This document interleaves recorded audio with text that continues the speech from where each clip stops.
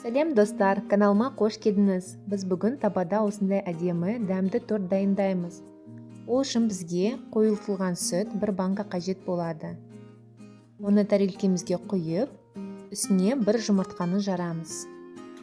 Жақсылап араластырамыз.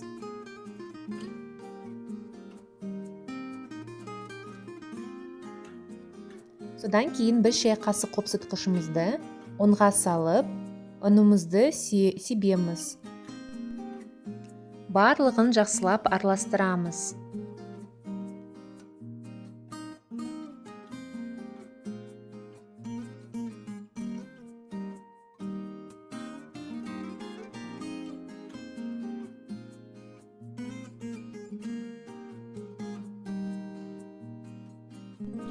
Бірақ көп ұн қосып қоймаңыздар, өйткені біздің қамырымыз қатайып кетеді. Осындай жұмсақ бізде қамыр шығу керек. Осы нанымызды 10-15 минутқа демалтуға қоямыз. Уақыт өткеннен соң оны кесіп аламыз ыңғайынша. Кішкентай дабаныңыз болса, кішкентай бөліктерге, үлкен бөліктер жасаймыз. Және әрқайсысын біз оқтаумен ысып аламыз.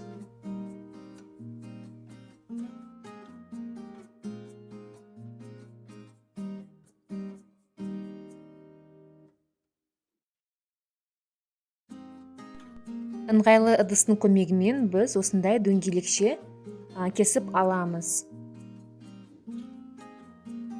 Менде 7 корж шықты.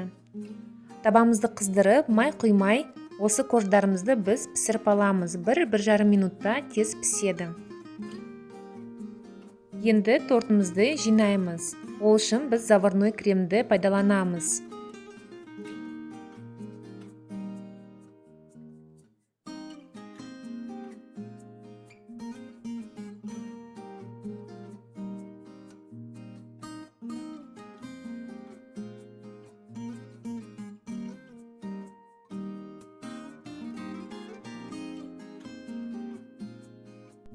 Енді ең керемет кезең ол тортты сәндеу.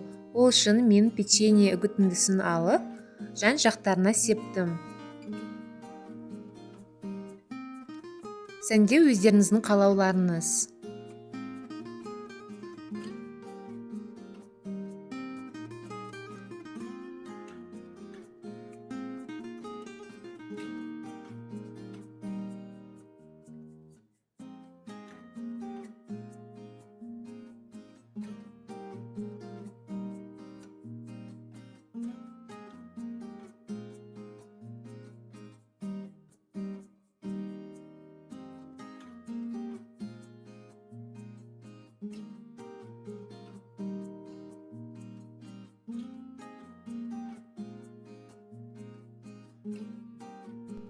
Ал міне тортымыз дайын болды.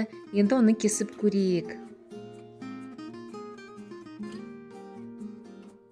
Өте жұмсақ, өте дәмді. Ауызда еритін өте керемет торт. Міндетті түрде дайындап көріңіздер.